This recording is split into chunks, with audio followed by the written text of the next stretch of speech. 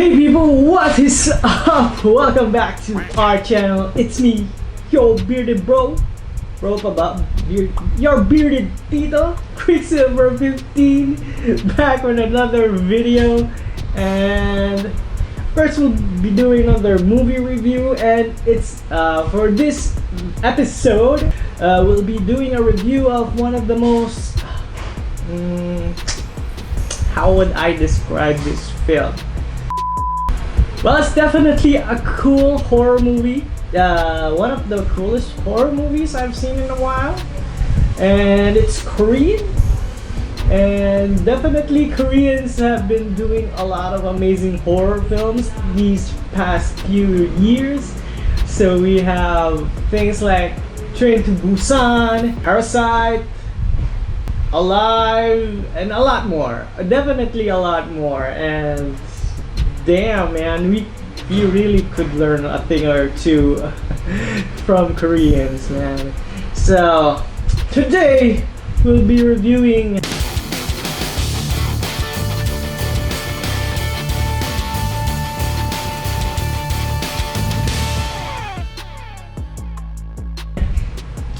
Call?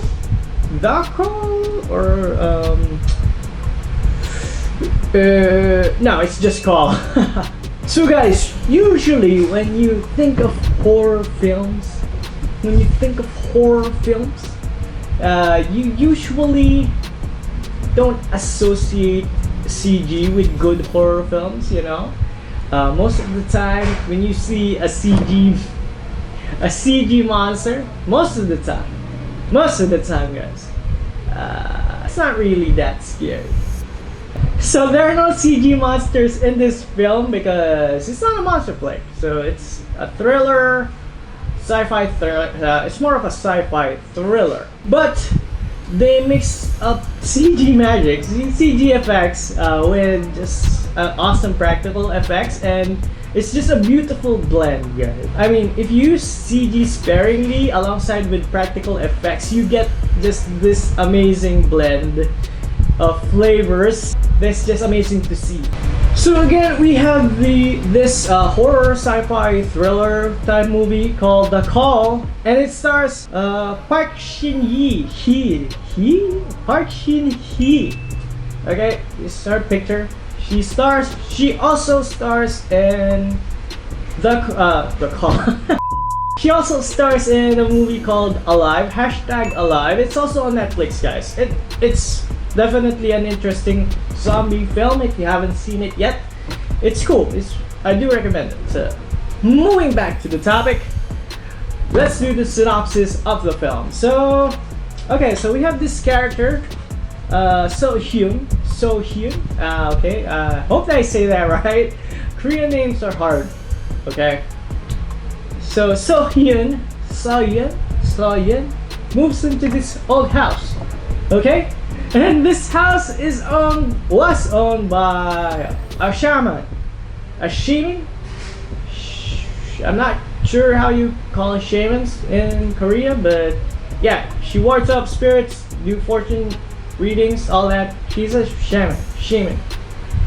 And some weird shit happened in this house, of course. And of course, it has a weird basement.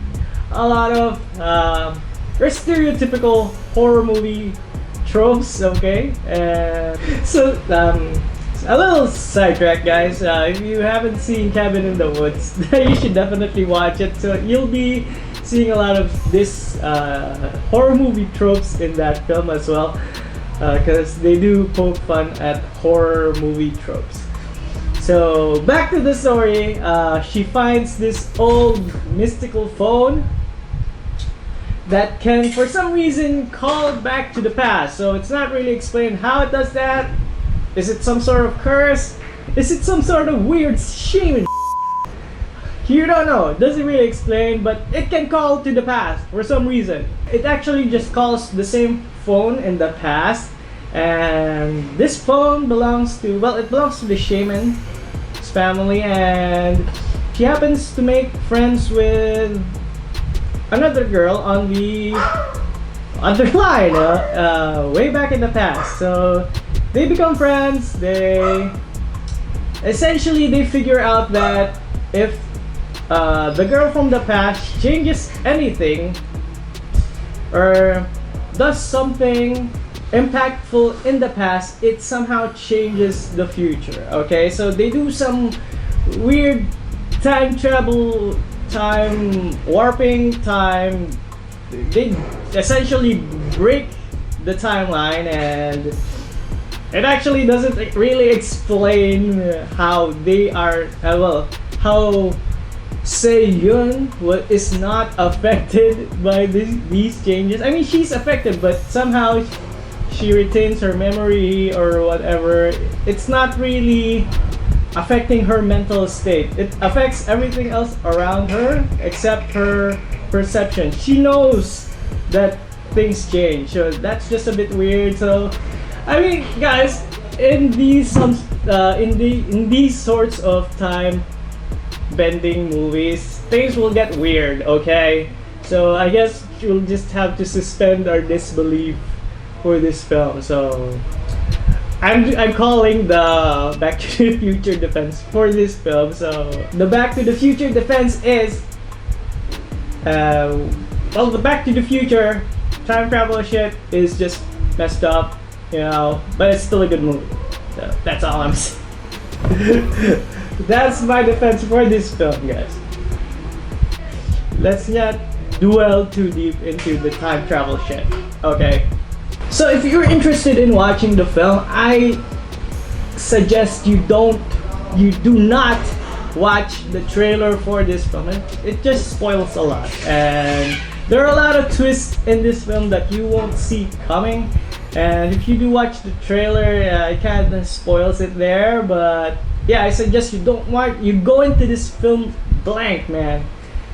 It's just the way to go. Don't watch the trailer. We watched the trailer. It would have been better if we did it. So I'm doing you a favor, guys. Don't watch the trailer. Don't watch the trailer. So yeah, this film does come out as a surprise, you know. Putting the time travel stuff aside, it's a really smart film the way they did it. I mean, you will find loopholes if you dwell too deep in it, but for the most part, you're kind of just like, yeah, well, that works. That kind of works. So just go with it. And it does have some interesting twists and turns that you wouldn't usually see coming. Let's talk about why I really like this film, and it's all about that CG. When I saw this particular effect when they did it, and when they started doing it in the film, I was like, whoa, that's just so amazing. So I am guys, I am a graphic artist. I do visual effects as well in After Effects, and I do appreciate good like storyboarding and flow of animations and effects, and you can really tell that they put a lot of thought in the effects in this film. And yeah, how do I explain it? You really see when someone put in a lot of effort to think about how the effect will flow and how it will interact with the characters, and it's just such a beautiful thing to see, guys. So the effect I'm talking about is, without spoiling anything, every time they do, again, I said this earlier, but when the girl from the past, when she changes something and it drastically affects the future, there's sort of this weird effect they do. So you remember the scene from Doctor Strange when he was when Stephen Strange, before he was Doctor Strange, when he was mind blown by the original Supreme Sorcerer Supreme, man.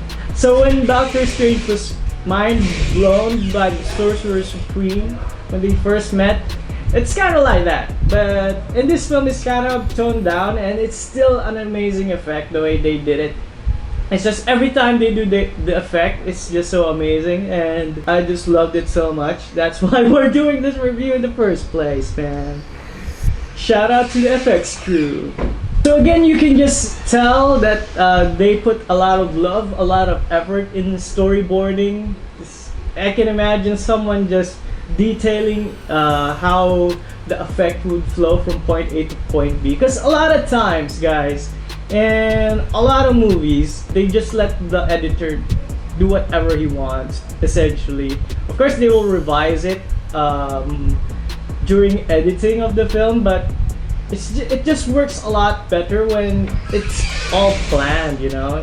The whole effect is planned. It just flows so fluidly with the scene, and it's just amazing. It's just more, there's a lot more depth into the effect. So let's talk a bit about the antagonist of the film. We won't spoil who it is.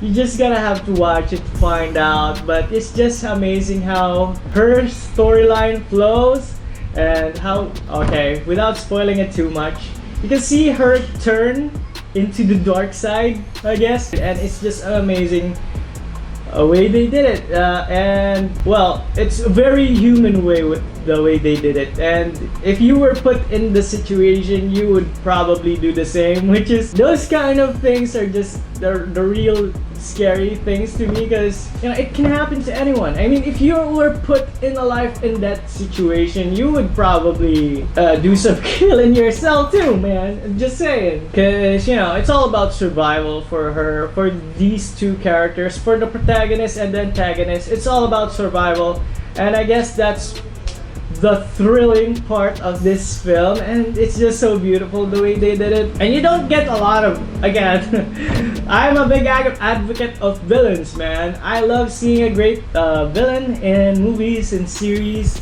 and the Call definitely has an amazing antagonist, because you do understand why she does the things she does, man. I mean, for the most part, for some of the part, you can agree that she had no choice but to do the things she does. And again, that's what's scary about these types of films, and that makes it just all the more amazing, because there is an amazing motivation for the protagonist and the antagonist, and that's what keeps you interested and hooked.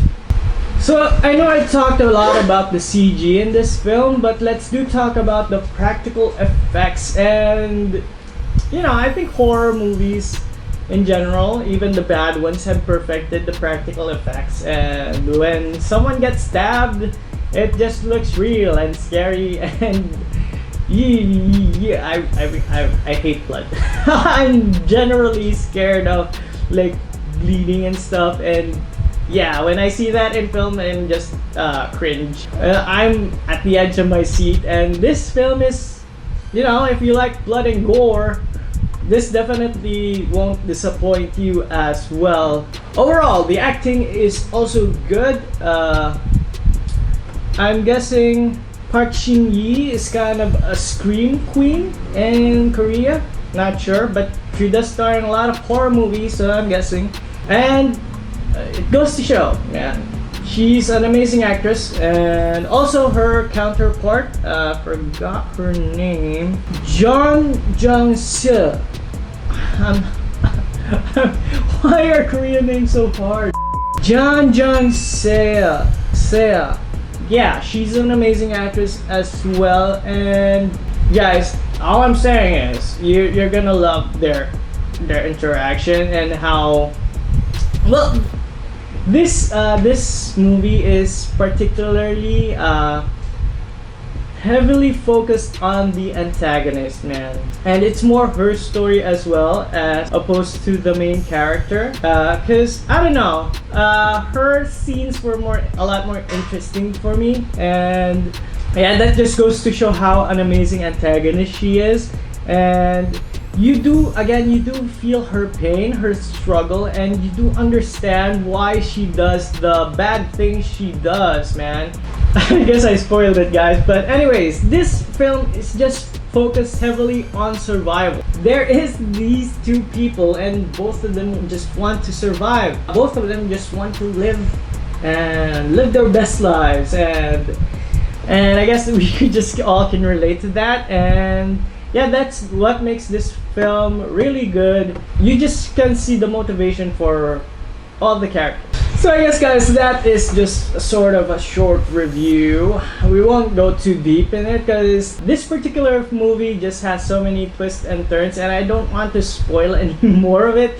And it's just an amazing movie. So we're giving it an 8 out of 10. And just because there are a lot of plot holes, for the most part they do try to fix it and it works. Most of the time it works. So yeah, again, we're giving it an 8 out of 10. So guys, what do you think of this film? Have you seen it? Do you like it? Do you hate it? Comment it down below so we know what you think. Yeah. Know what you think. And of course, while you're down there in the comment section, don't forget to hit that like button. And since you're there as well, don't forget to hit that subscribe and notification bell so you'll be notified of our next videos, guys. And yeah, once again, it's me, your bearded bro, QuickSilver 15, signing off, man.